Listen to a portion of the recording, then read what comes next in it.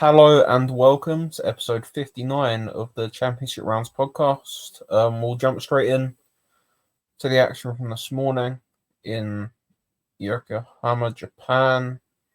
The main fight that most people are interested in, Eduardo Nunez beat Masanori Rikiishi via UD to win the vacant IBF Super Featherweight title. Right winner. Pretty competitive fight that Nunez I thought looked good in. About 8-4, 9-3 was about right. But it was a fun fight that Nunez won pretty clearly, I think, and a lot of the rounds were competitive, even though Nunez clearly won them. I think it was a good fight. I thought. Like Rikishi, he started the fight well. He was doing what he should have done, boxing and moving. But then, Nunez just upped the pressure in round four, and he couldn't keep him off him really, could he? He did stop jabbing and went back to his fencing, but he couldn't keep Nunez off him. Pretty much that was the story of the fight. He couldn't keep Nunez off him. He's just incredibly relentless. He just didn't stop throwing punches. Didn't stop coming forward the entire fight. He didn't really put a dent in Nunez either. And you have to do something to slow him down. Or just anything. He wasn't really committing to his punches early when he was boxing. I think he needed to sit down on some of them just to give them something. But then by the time he did, there was already fight Nunez's fight, and he's not going to win an inside battle against Nunez, is he? And the only thing he put 100% power in were those counter hooks to the body, and you throwing one of those every 30 seconds isn't going to stop him from charging at you. Because he's not hard to hit, but he's not easy to hit. But he fights really small and he keeps his chin tucked, but which I guess makes him really open for the uppercut, which we did see. It did land a couple times. It did nothing somehow. Yeah, it didn't really do anything. He's Mexican. Mexicans can just take punches to the chin forever, can't they? It's the body shots that get them. Yeah, Rikiishi showed a good chin, and the only real punch that had him weak leg was that overhand, on the top of his head. But anybody who gets hit up there is gonna do that little dance, obviously. He got hit flush and clean with his chin up in the air in the first round, and he thought, oh, bloody hell, or Rikishi's defense. We've seen this before. Might not go so well, but other than the getting hurt in the 10th round, he didn't really take too many really clean punches. He definitely got hit a lot, but nothing he didn't really see coming, and he wasn't really. Besides one huge punch, he didn't really get hit with anything that he didn't see coming. He just couldn't get out the way of it. Nunez is. He doesn't fall in love with his power. He just works. He does put everything in most shots, which that's kind of falling in love with your power a bit. But he just works away. He doesn't look for one big shot. He puts his punches together to the head and to the body. He doesn't really fight like Matias, but he does have the touch power, not just the certain fighters who just chuck overhands and hooks all day, hoping for something to hit. Yeah, I think his power was overrated a bit, but that's not to say he doesn't hit insanely hard, because he obviously does. No, they're treating him like Beterbiev or something. Yeah, it's not like that. But he's not a guy up there. Yeah, he's not a guy that's gonna touch you and you're gonna die, or you're gonna feel his power and shut up, oh bloody hell, what is this? But he hits really hard. Really, it's more pressure and than power, really. Like he's like a break you down guy, which I mean you should have seen considering it took him 11 rounds to stop Well, come on. Rakhimov. I think the one thing about Nunez, I don't think his feet are very good. They're good enough to beat Rikiishi, but like, I think if his feet were a lot better, he stops Rikiishi there because he's constantly on him. Like, the amount of times he has Rikiishi sort of in a bit of bother, and Rikishi's able to just skirt out, move around the ring, and reset, and then Nunez has to do a lot of resetting, and I don't like. It's good, but it's not good enough for a lot of world level fighters. I don't think. And I think that's gonna be his issue. I don't think his feet are very good at the top level. No. They're not. His footwork isn't good. But he didn't. I mean, He didn't really need it. Yeah, he didn't really with need this it. opponent. Like it's if we're looking at an area to improve for him, That is it's the main one. yeah, it's the feet and it's the putting all your weight on the front foot. And he won't be able to get away with that with a better opponent. I think Yeah, so far, that's what I'm saying. so far he's made up with his bad footwork with his foot speed because his feet are very quick, and that's made up for that so far. But I mean, you could see the glaring, like the insane difference in footwork. You could see it, especially early. And if he doesn't start that fast and sustain that pace the whole 12 rounds, who's to say he ever fights with that level of intensity again? He just didn't stop the entire fight. He wasn't that aggressive against Rakhimov. Yeah, So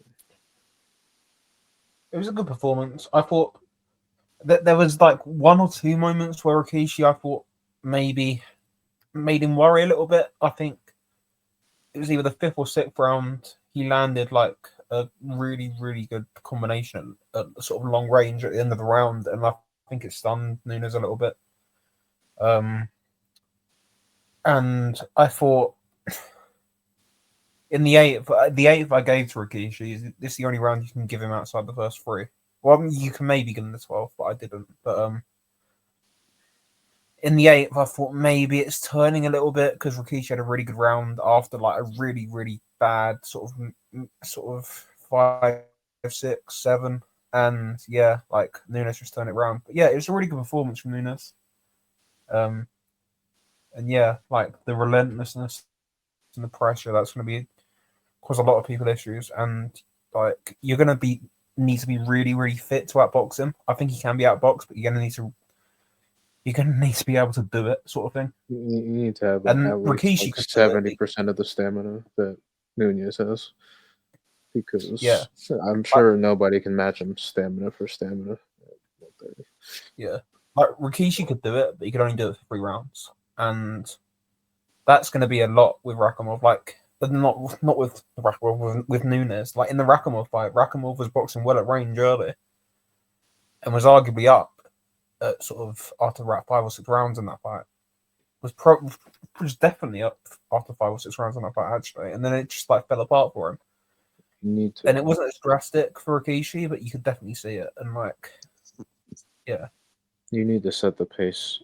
You have to slow it all the way down, like right at the start, if you want a chance to like dominate him, basically.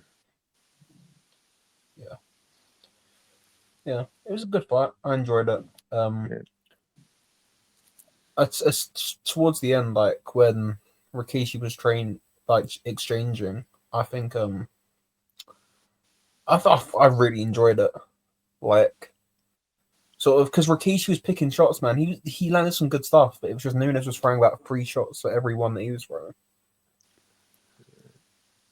I mean, like he was getting beat in the exchange, but he wasn't getting dominated in the exchange. I mean, he was still landing punches. I mean, it made it fun to watch. That he was like, oh, I can't keep this guy off.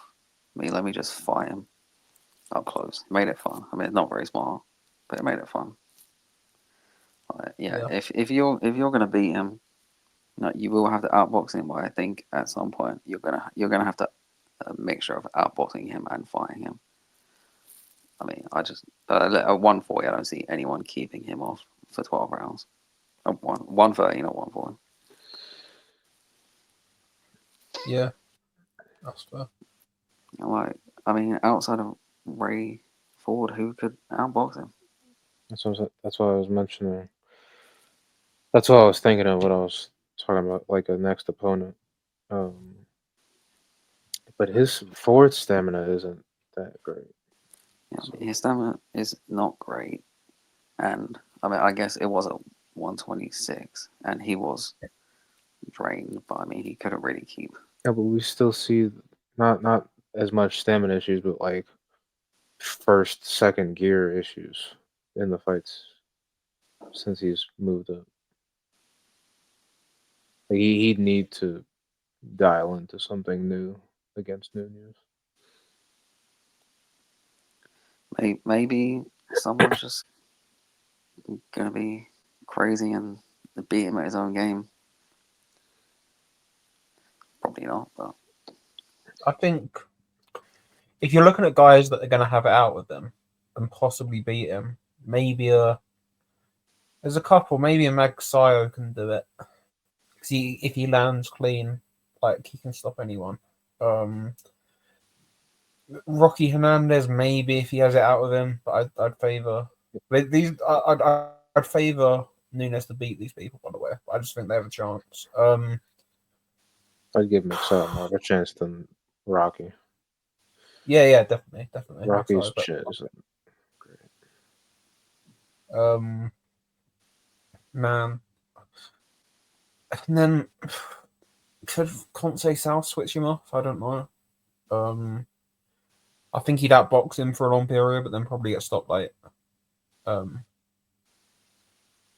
Man, he's going to be tough to beat. Ford, obviously, and Yeah, Ford would be the leading person you know, to be able to like beat him. I still want to see that Kakashi fight. I think that's a really good fight. Like, it will never happen, but I think Kakashi could give him problems, like with his length and his power, and especially with the uppercuts. Like that's one really good shot Kakashi has. He has a really good uppercut, and I don't know. I'd favor Nunez, but yeah, it's gonna be tough to beat Nunez. It's gonna be a really fun ride as well. you're gonna either have to be a great boxer, which only really Ray Ford is, but you know he fights like an idiot. Or you have to be probably Mexican and have a crazy gas tank and have a crazy chin and be a hard puncher to fight with him and have a chance of beating him. Do you know? Who reminds me of that? Rafael Espinoza. Yeah. I mean, there's always Navarrete as well. He's still there. I just don't think he cares. Like with him, he just doesn't care. He just doesn't train, and he's made a load of money, and I just don't think he cares anymore. But yeah, like if he turns up, maybe, but who knows? I think a fully firing Navarrete would be Nunez, but probably not going to get that. Yeah, And it's hard to bet on a guy that you don't know which one's going to show up. yeah. Because, like, I mean, Nunez isn't the biggest guy, and you know Navarrete, he excels against smaller guys, doesn't he? Yeah. One thing about Nunez, man. I want to see how he does off the back foot. Because I don't think he knows how to do such a thing. Yeah, that's sort of my point. Like, if someone can push him back, like that, because that's whereas the opposites of like pressure fight. They, like you think, oh yeah, just skirt around the ring off the back foot and outbox him. But like, if someone like Ford can push him back, I wonder how that would go. Right. He can fight off the back foot, but that doesn't mean he can win rounds off the back foot. But he can fight off the back foot. Yeah, Like he was doing it against Rakimov, but he was down. yeah. yeah, he's a really good fighter, man. He's gonna be really fun. But yeah, it'd be interesting to see how it goes with him. I think Hearn has Hernandez, doesn't he? So I think they'll do that fight and then maybe make a Ray Ford fight after that. I think that's probably the route they'll go down. Because Hearn has both of them. And then Nunez, Rocky in Mexico. Yeah, Pretty tasty. yeah, that is. And after a bit of time out, I mean, like Rikiishi can come back. Oh, definitely. I think him as a lightweight might be better. He needs to move up so bad. That's Or another thing as well. At the very least, not fight for any IBF title. Yeah. One thing about Rikiishi, Big Bro put out a tweet. Allegedly, this is from his team, so who knows how true it is, but apparently he had a shoulder injury and didn't spar for a month, and he's already got surgery scheduled for next week on it. We do not care. Yeah, We don't. like, I don't want to hear that shit. Like, yeah, sure, you had an injury, but you went into a fight with an injury. Yeah, you went into a fight, but like, just for the future, like, if that's true, and he can get the shoulder sorted out, maybe he's a better fighter. But yeah, he lost fair and square. I'm not making an excuse. I'm just saying, like, for the future, like, he could possibly be better than that. I don't know, but it is what it is. Yeah, it was a good fight. I enjoyed it. Chief support on that show. Yeah. Ishiki Takai blasts out Tongdi in a round. Really not much to say. Oh, such a waste of time and Well, training and money and all type of shit. Main event. Oh yeah, that was the main event. That was the main event, not chief support. But it's the chief support in my eyes, to be honest. Jesus Christ. Chief support in Madroom's eyes. No one even mentioned Ishiki Takai. Yeah, we shouldn't have to. That was so pointless. There's no point in that. He doesn't get anything from it. Back in the knockouts. Shout out to him, I guess. What did he do? Yeah, I don't know. He could fight tomorrow. That was literally just you have to fight someone with a pulse, please. Yeah, he apparently he said he wants to fight in June, which he probably could do. Like, good. Yeah. Literally take a month out. One. Because that was ridiculous. Yeah. It was just this, stupid fight. Yeah, I think literally learned nothing from that. It's a nice sort of first round stoppage if you want to have a look at it, but like, yeah, you don't really learn anything from that. And yeah, on the undercard as well, Narai beat Yunahara again. Pretty much expected. Just that boxed him and stopped him in the 8th. Good performance, but really not much else to say other than that. Another pointless fight. Oh, Hara. Yunahara, he did much better than he did in the first fight. Yeah, I'm just saying, like he already got dominated and stopped. I don't know why they made the rematch, but that's why I'm saying, like, okay, you did better. They made the rematch because he won the eliminator. I don't know how he got eliminated. True. He earned the shot. He won it on count. I got it. System for eliminators there over 8 rounds last year. It's just a bit stupid. Is what it is. Yeah, like what else is Narai gonna do really? What else is Narai gonna do? I want to see the Watanabe rematch, to be honest, because he lost that fight and got a gift, so make that again. But yeah, that was about it for Wednesday. There was a few on the card fights that not really that meaningful. So we'll move on. Biggest card this weekend is probably on Saturday. there's a lot of boxing, but not a lot of great boxing. Caleb Plant is fighting Jose Armando Resendiz, defending his WBA interim super middleweight title for some stupid reason. Shouldn't even have the belt in the first place and shouldn't be fighting this caliber of opponent. Like, Resendiz beat Jared Hurd a few years ago and then got smashed to pieces by Elijah Garcia, who's turned out to be not that brilliant. I think it's fair to say.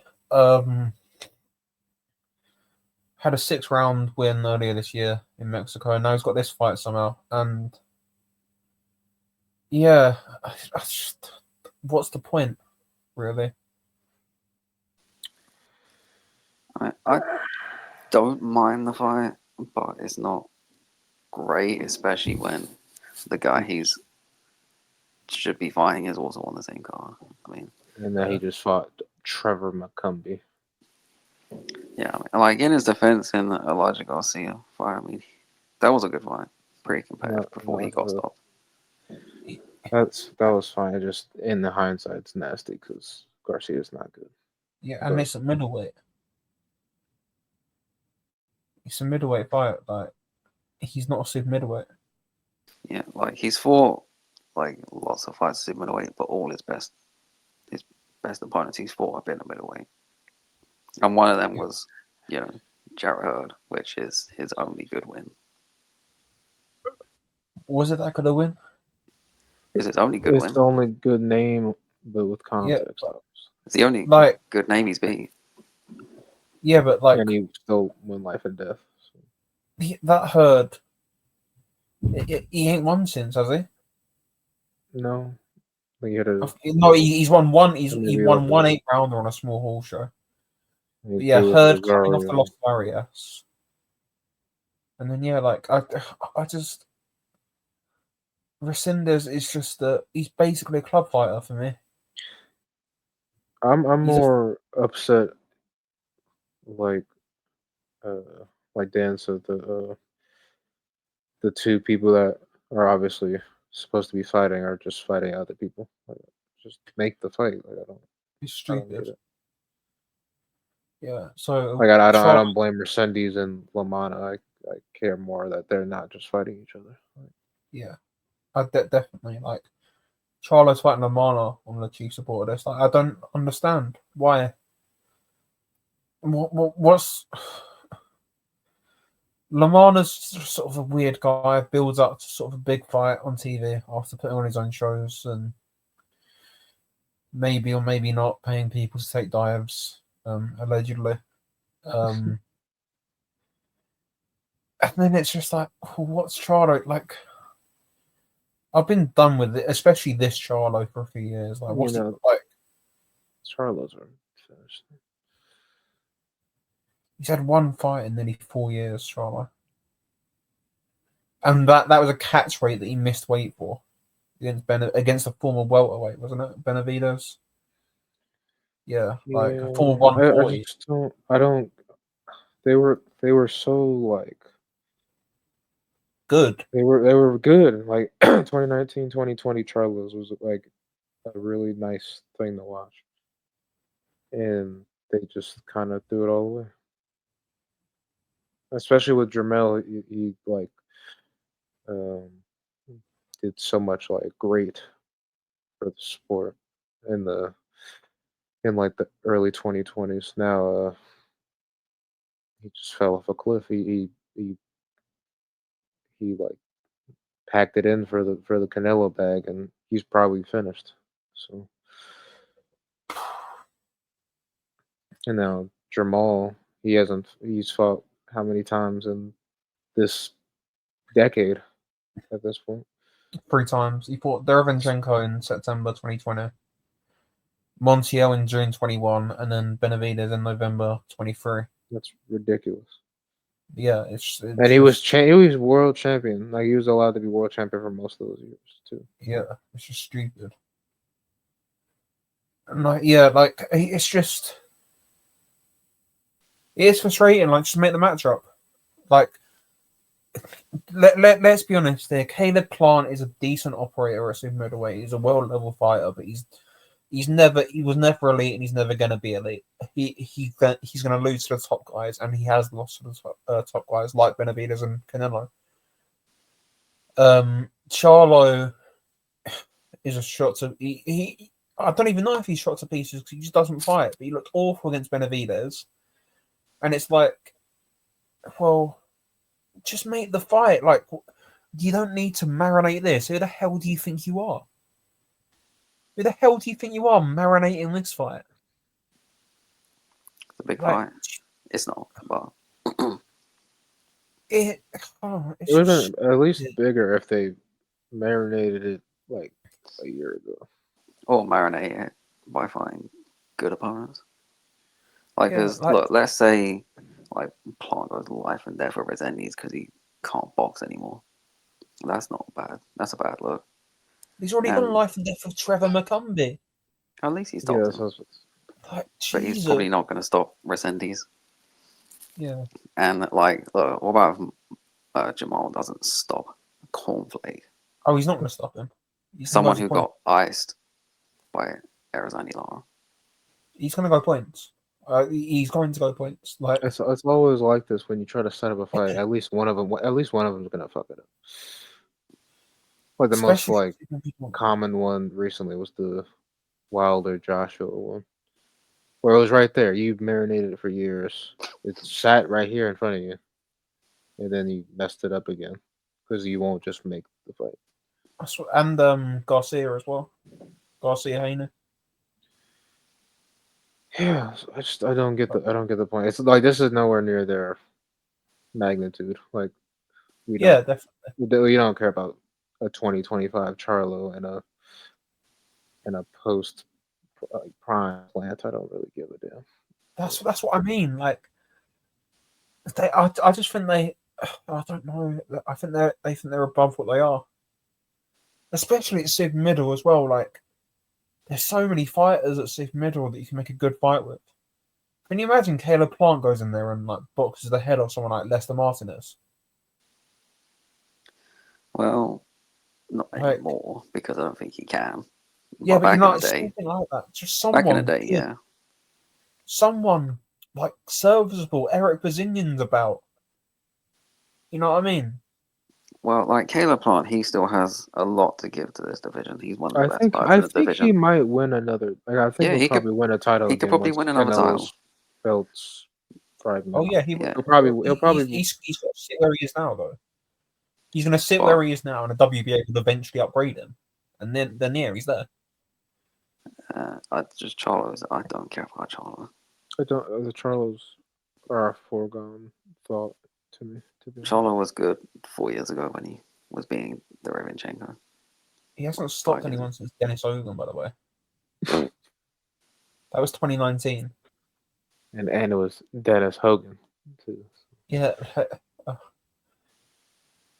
Jesus. Yeah, but it's just annoying. It's just annoying. And yeah, one thing I will say, Yoranli Hernandez is on this undercard. He's the third fight on it. He's fighting a better opponent than the two above him, Kyron Davis. Like, Kyron Davis actually beat Elijah Garcia. You know what I mean? Mm-hmm. Like, and that's a solid fight for me. Hernandez could lose this fight. Yeah, like, I don't think he will, but he could. Like, Kyron Davis is a good fighter. Like, he had a couple of early losses, but he's a solid guy. Obviously, got stopped by Benavidez, but who doesn't? And I don't think Hernandez is going to stop Davis. I don't think he will. I think it will go points. I think it'll be a wide position. Yeah. I think it's going to be a close fight. Yeah, I think he'll probably. I think it's going to be really close. A bit shaky. Like, I don't think he's going to look great. Yeah, I don't think he's going to look great. He might be made to look a bit like an idiot at times. He can get wild. But I think he'll have too much. Yeah, I think he'll have thrown enough to win a decision. Yeah, he'll lose like the last quarter. Could be controversial. But it's a good fight. That is a good fight. We say this. He'll do just enough to win sort of a 7, like a 6-4, but then he'll win a 9-1, because it's it's Yeah. boxing. Which will most likely be more impressive than anything Charlo and Plant do that night. Oh yeah, So, definitely. He's fighting a better opponent than both the people above him. yeah. It's a shame, but it's just like you've got to be honest about it. The two top fights on this card are poor, and if if PBC are going to serve up the fights that they've been serving up on regular Prime, just become a pay-per-view promoter, because your pay-per-view the pay-per-view cards are exceptional. But yeah, this ain't it. This really ain't it. But yeah, also on this card, Isaac Lucero's back. He was meant to fight somebody who's pulled out, Omar Valenzuela. He's pulled out, so whoever they get in for him, I don't think it's been announced yet, but he's got quite a bit of backing behind him, I think. I think PBC are quite high on him, so we'll see how good he is. And yeah, Kamel's back in a 8-rounder against Rennie Mastrapa, Cuban. So yeah, it's always good to watch Kamel, but it's not really competitive, that fight. And yeah, Carl Martin's on the undercard as well. The super bantamweight who's highly world ranked. He's meant to be quite good. He's got Sean Gibbons behind him, obviously, like every Filipino has in history. So yeah, there's a couple of okay fights, but man, those two top ones are properly disappointing. Alas, we'll move on. Well, Go on. I was just gonna say Viva Sean. Oh yeah, Viva But Sean. if you look closely, you can see Sean Gibbons in the crowd when Banjavia knocks out Jimmy Wild. Nice. He's everywhere. He is everywhere. Oh, what a man. We'll move to Friday. This is in Vegas. A really good fight. A WBA final eliminator for whatever that's worth, because the WBA do what they want. Yeah. Foldham against Melakuziev. I have no idea on this fight. I have no idea. They're both pretty vulnerable. Fulham is very average, and Bektamir is like his defense is so nasty. I don't think Melakuziev is washed, but I mean he's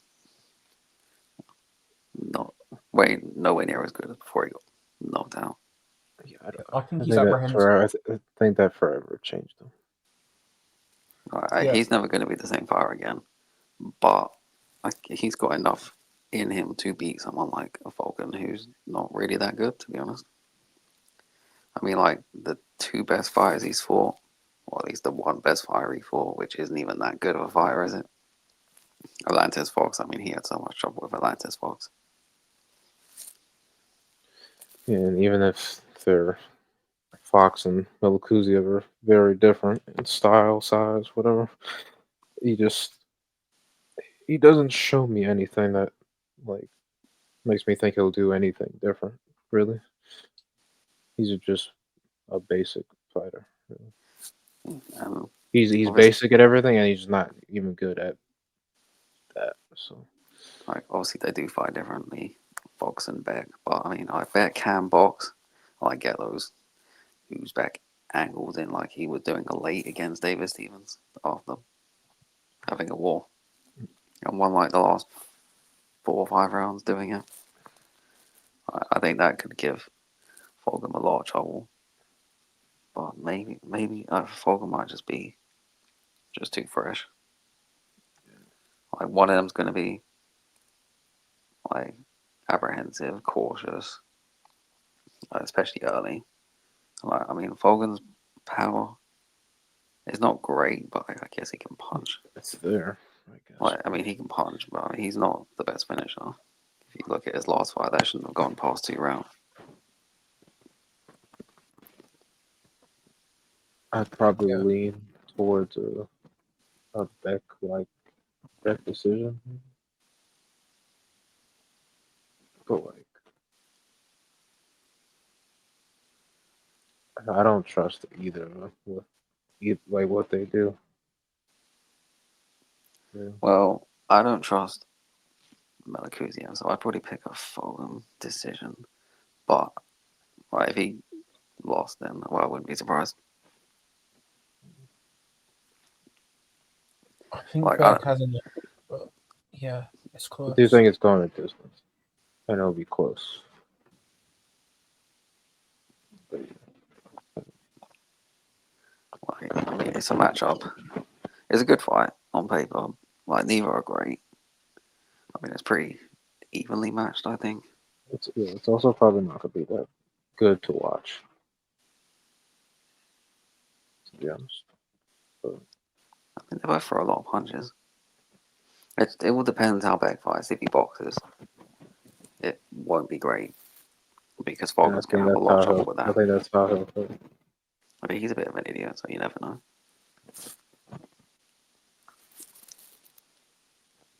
I don't think he'll want to do remotely what he did with Stevens. Because Holcomb is bigger, and his chin is significantly better than Stevens. So. And Beckham even hurt Stevens too. He stunned him a couple times. Yeah, I mean, like Beck's big thing is like with the body shots, isn't it? And I mean, he didn't even throw loads against Stevens. I don't know. I mean, he threw a lot against Rosado. You'd have to throw him though. And maybe that's what got him chinned, I guess. Right, he's just so open when he throws his punches. I mean, he hasn't corrected any of his defensive deficiencies that got him chinned. He just hasn't fought someone smart enough to do that yet. You know, no one's made him pay or caught him. Yeah, but he has got more Branza. That's the thing. He'll get into range to throw and he won't throw, so it makes it more. He makes himself more vulnerable because his hands are wherever they are, and he's not throwing. Yeah, they're down by his waist or his stomach, just there, and you're in range to be hit. What are you doing? Like the least you can do is actually throw back at them, so like they've got something to worry about. But you stop doing that, and it's just a poor sense, to be honest. Right, that's why I think he's just gonna be there to be hit, and Falcon's gonna hit him because he doesn't know any other way. I mean, he just throws. That's why I'm favoring Falcon. Just about.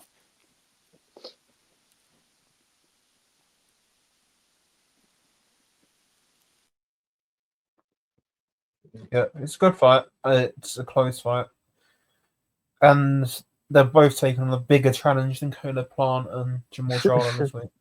So, which is the sad thing about it, because they're both worse fighters. And like they're actually fighting someone good, like on their level sort of thing. It's annoying. True. The undercard for this, it's just Golden Boy undercard, really. Like all the people you expect, like Eric Priest and Lewis Arias. Jesus Christ, Lewis Arias is fighting in 2025. Jesus. Santiago Dominguez. Yeah, he lost to Rocha. Joshua Edwards is on there. Federico Pacheco's on there. Jesus. Hopefully he fights someone that's actually a heavyweight this time. That last fight, oh my god, he fought someone who was about 5'8". Yeah. Grant Flores, he's a good prospect, and yeah, it's just a Golden Boy undercard, really. Like all the people you'd expect to see. But yeah, we'll move on to another show on Friday on DAZN. For some reason, they're clashing. Manuel Gallegos is rematching Khalil Ko. I don't know why. It's just a weird. I don't know why you take the rematch if you're either of them. And but Khalil Ko wasn't great. Like, he had the draw early on, and like, he's not really impressed me knocking out people that are just not good. And yeah, he came up against Gallegos, who could take his punches and had volume, and he just totally fell apart. Did he get dropped like 2 or 3 times in that fight? Maybe more. I think 3 or 4. He definitely got dropped a couple times, yeah. Yeah, like, The couple fight times should to the have stopped, body. like multiple rounds before he Yeah, did. like a couple times to the body, one to the head. Definitely one to the head. yeah, like it just struck me that he's a guy that's a bit of a flat track bully and fell in love with his power and decided he was just going to walk through him. And he came up against someone who could take his punches, and he just couldn't cope. And then they started throwing back, and he panicked, and it just all went wrong. And I think that's going to happen again. I don't see how he makes the adjustments, and I just think Gallegos is a better fighter, and that's why he won the first fight. I don't see the need for a rematch. Like, it is rematch room. Like, everything needs a rematch for them for some reason. And like, yeah, I just think Gallegos is just a better fighter than Khalil Kai. Yeah, I'm probably gonna pick him to win again. Maybe a decision this time. I rewatched the fight, and I mean, it wasn't good. I don't even know what he was doing. I don't know. Like, he was like boxing early, and like he looked fine, but then he just completely fell apart. And just like, yeah, I'm gonna have a war with you and try and knock you out with one punch. I'm gonna trade with the Mexican. And like, when you find someone who's been stopped to the body, you should probably go to the body and not try and Take their head off. one knocking out a Mexican with one punch is stupid. 2, throwing loads of punches at a Mexican's head is stupid. I mean, look, they can take punches forever. It's the body that's the problem with them. Yeah. And like Gallegos, he was going to the body, breaking Kilo go down. You were just seeing he was just fading round after round after round. He just looked terrible. Pretty much from like round 7, he looked terrible. I don't know why they let him continue fighting. He took like 2 rounds of punishment he didn't need to take. Yeah. It's not going in. It's not going any other way. I don't see it. Don't see how we can keep him off him. And like, it's in Guadalajara, so like, one thing we sure, like, they're gonna have a tiny ring, and the crowd are gonna be on him. And I just think I think we could see a pretty early stoppage, like to a body shot or something, when like it's arguable that he could get up. One of those sort of, I don't want to say a quit job. Well, actually, I do want to say a quit job. You just described a quit job. I think we could see a quit job here because it's the sort of thing like when Gallegos gets on top of him again, which he will. There's gonna be a point where Gallegos gets on top of him again, and he's in a tiny ring in a foreign country in Mexico, and there's gonna be however many actually there probably won't be anyone there because it's a matchroom drop, but there'll be a few Mexicans there screaming, and I just think he'll have flashbacks to the first fight and all the punishment he took, and I think yeah, we could see a quit job here. I think Gallegos is going to stop him either way. I don't know why they've taken this rematch with Cody. You just needed to rebuild him, take him a different route. Well, I don't see a quit job because if he had that in him, he would have done it in the first fight. And he honestly was like, he wouldn't have been that bashed for doing so the way he was getting beat on. Yeah, but I can see this time. It's different circumstances, wasn't he? Like, he's from New Jersey. That fight was in Philadelphia. Like, that's relatively near. He's got a load of people there. Like, it's a big show. So then this undercard, like, I don't know. And especially, he might do, he might not. I just don't. I wouldn't rule it out. And like, I don't know. I just don't. I can't see a way he wins this fight. I don't know why the hell they've taken this rematch. You explained it earlier. It's a rematch. You can't just keep cooking your prospects up, though. Like, you took a loss. It is what it is. You can take them a different route. There's plenty of light heavyweights. You tell me you don't like Gallegos ain't even like you, heavyweight, by the way. He's a former middleweight. He was fighting at 168 in his meaningful fights. Like, you don't like the mandatory rematch room clause. it's stupid. Gallegos used to be a welterweight, I think. He's Yeah, bloody like, massive. you can like there's enough people for Gallegos to go and fight. You know what I mean? No, that's not what Matchroom do. I know You've got to it's you've just got so to get your get annoying. back. You got to God, get just keep rematching until Cole maybe lands one shot and Gallegos gets plastered. Doesn't it's matter like, that Gallegos won the first 19 fights, but like, how you know, often, like the Matchroom fighters who get upset or upset, I'm gonna quote upset.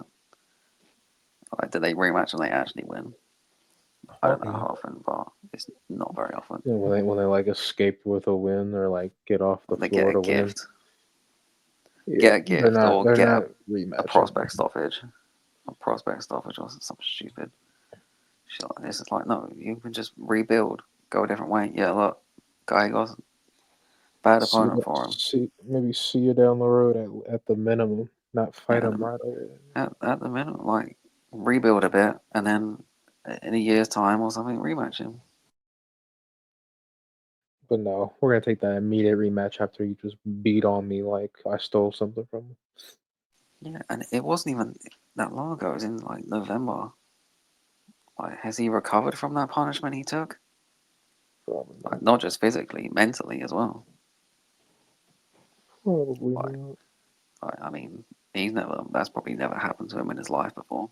Well, it will have happened to him when he first stepped in the ring, because it happens to everyone in the gym, but like actually in a proper fight, that would never have happened to him.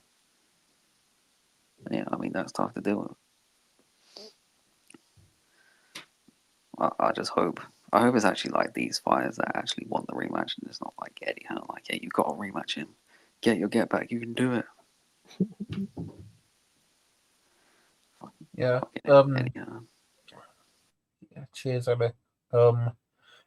One thing about this fight, Gallegos, I've just checked, he's a slight underdog for some reason, Jesus Christ. and I don't Yeah, know why. yeah. Bet some money for me on my behalf, please. Thank you. Jesus Yeah. Christ. um, What do you mean he's the underdog? Okay. All right. yeah. But we'll move on. This undercard, there's a couple of interesting fights on it. One not so interesting one. Jack McDonough is having a run out before he fights anywhere against Luis Castillo. Castillo probably best known to a lot of UK fans for losing to Cash Farouk. Got stopped by Tamaki Kameda as well. Lost to Christian Bakasegwa, who fought Tanaka for the vacant title last year or whenever it was. Yeah, it's a run out, and MJ is gonna just beat him pretty comfortably, and it's just a pointless fight. But it is what it is. He wants to run out. Again, it's like you talk all that shit on Twitter, wanting to fight him, and then you're with the thing of setting up fights, and most of the time, one of the fighters end up fucking it up, and Inoue almost fucked it up, Yeah, and now you have you have a like a it's your turn to possibly fuck it up. Like you could mess it up in different ways. You can get dropped. You can get a massive cut like Sam Goodman every other fight. You could lose. He not gonna lose, but like Yeah, and you better hope you don't fuck this up. yeah, even if he comes through this fight unscathed, I mean, these fights aren't good preparation for it anyway. Like, None Shorty, of them are. He wasted what's his name? Who was his comeback fight after all that time out? I Franco. can't remember. I feel like there was a Gonzalez in his name. Oh, Kevin Espinosa, Yeah, Oh, that Kevin one. Espinoza. Yeah. Gonzalez, and then Yeah, he fought that Ricardo was pointless. Franco. Yeah, Carter. so you did fight Franco. There was no point in those, and they don't fight anything like anyway. So Like, yeah, What are we doing? activity's good, But but let's be honest. it's got to be smart activity. Like, No, yeah. Let's be honest. None of this matters because anyways, gonna beat him. Like I feel like that Yeah, but like, that fight was never.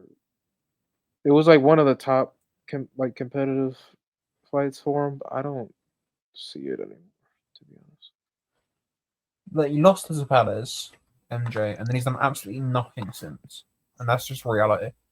He's had totally meaningless fights, and it's just another meaningless fight, like before he gets the payday.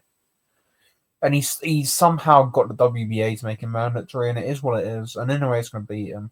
Inouye's going to have his best performance in years against MJ. I Like, genuinely think he'll have a Fulton type performance against him. I hope he has a McDonald type performance. To be honest, especially with all the, yeah, especially with all these idiots around, like because of his promotional company. Like, yeah, it's just annoying. He's not that good. He's a very good professional, but he's not some elite roadman killer. And Inoue hasn't been ducking him. Let's just stop that. like at the very least, he's not as good as he was back in the day. That's what I'm saying. It would have been. That's what before. I've been like, oh, okay, this is a bit closer. This would like be a real test for Inoue. I almost don't care if they fight. I don't care to see the fight either. Well, I'd like to see the fight. I want to see it. It's one of the remaining tests outside of Nakatani. I remember. Inouye's not gonna fight that many more times. To be honest, he's probably gonna fight like a half dozen more times. Maybe. And like considering it's rematch room, like the Tapales fight was actually something that should. That's a rematch. That should have happened. That should have happened. Especially how close it was, and like an upset, etc. Like yeah, like Tapales, like yeah, he's gonna go fight anyway, but rematch him afterwards. I mean, they've not really done anything else. Tapales has been on Filipino calls on Facebook, and MJ's fought a bunch of random guys. Yeah, it's a shame. Anyway, Gabriel Valenzuela or Guadaza, or however you want to say it, is coming back against TB on this card. He got smashed to pieces by Matias in March. I didn't realize it was that. Jesus Christ, he's back. He should. I don't know why. Out the ring. Like for one, I thought he was cut up, so I didn't think he was like multiple cuts. I didn't think. Yeah, I don't even know why we're doing this. I don't care if it's like a 4-rounder. What are you doing? I don't even know who his opponent is. It's a 10-rounder. It says on box. It says it's a 10-rounder. Yeah, it probably is, but like, why? Exactly, I agree. Pretend he didn't even get cut. He got beat on. Yeah, he got bad. Like, come on, you shouldn't be fighting this soon. He should have got stopped like 3-4 rounds before he actually did get stopped. Matias literally got exhausted from beating on him, and then ramped it up again to then stop him. It's not good. It's really not good. But yeah,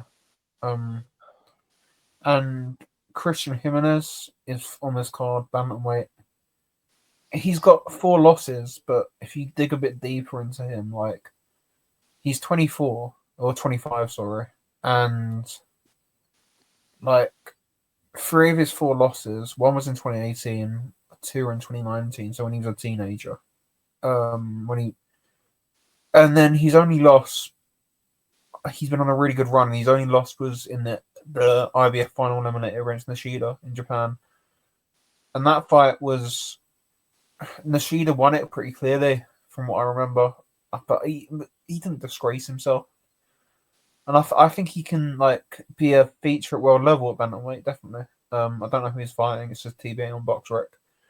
But I think he's a good fighter. I think he's solid, and I think he's one of these guys like your Jorge Perez is super welter that have a few losses early on, like when they're kids, basically, but coming to be sort of solid world level guys. And I think he's a really solid fighter.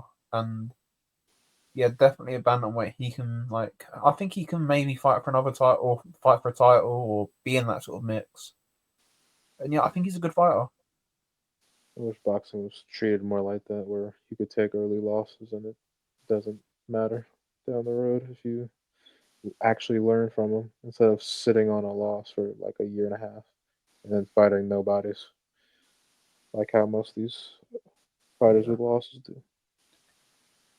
Yeah, he's a solid fighter. He's solid, I think, and I think he's highly ranked as well. I think he's got a WBO ranking that's quite big. So I think you'll see him in a title fight relatively soon. He's a good fighter, man. I don't know what else is this weekend. That's the matchroom show done. That's the only show. That's the only fights on Box Rec for that show. I'll just check the schedule quickly. I think is that on Saturday? Oh yeah, Saturday. Julio Cesar Martinez is back in Mexico. It's like them. For drugs ban. Yeah, fuck him. And there's a good fight in South Africa actually on Saturday. Koopman is fighting Lisa Lima for the IBO title 154. It's like they're sort of fringe contenders, probably like top 20-ish. But yeah, I think Lima's gonna beat him up. Lima's a properly underrated fighter. Angola's finest. Huh? It's Angola's finest. Oh yeah, he is. He's a good fighter, man. But that's on. I don't think there's anything else. No. Well, nothing upcoming. It's really Knockout week CB. Knockout CB Freshmark won a decision this morning. Oh yeah, he did. He did. I watched like half the fight. You know, he looked like knockout CB Freshmark pretty much. Hall of Fame first ballot. That was about it. It's a decent week. It's like way better than a lot of weekends this year so far. Do you know why? Which is kind of nasty. But Do you know why it's a good week? Hmm. There is no British boxing on. Oh wow. There isn't. It's brilliant. It's really good. It's really fun. I don't have to watch like Liam Dillon or like Pilati or like Liam Dillon's Orley or good. something. Liam Dillon's fun, I man. mean, you'd like to watch both of them. No, I'm just saying like the common British like Saturday is that. Yeah. Is there any news? Well, Teofimo Lopez is being an idiot again and is apparently nuked the negotiations for a Haney fight in August.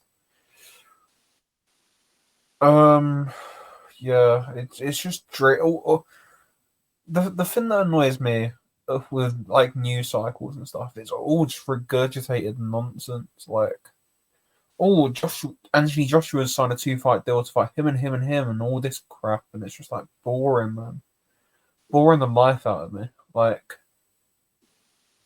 just apparently he's going to fight Dillian White again, which is exactly what boxing needs. A Dillian White Anthony Joshua rematch in 2025, 10 years after the first one. I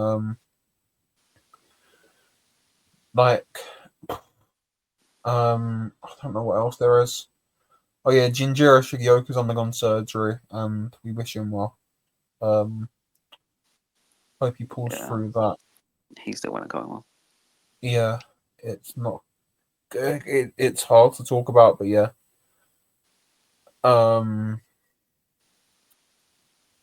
Yeah, it's not nice to talk about that, but it is what it is. And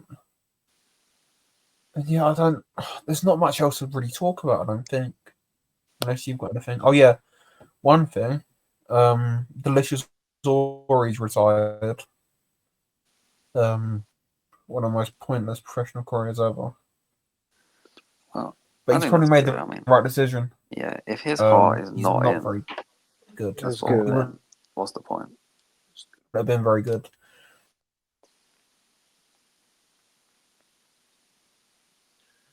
Yeah. Like, I wish other fighters would do that if they know that their heart is not in the sport. Then hang up the gloves.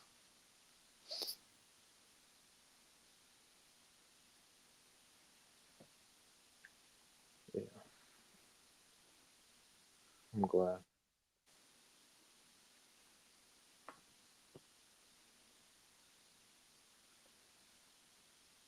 Yeah. Okay. Okay. Well, yeah, there's not much else to talk about. There's a big week of boxing next week. Junta Nakatani's unifying with Nishida. There's a couple of other fights as well. Wardley's back. But yeah, that's been episode 59, and thanks for listening.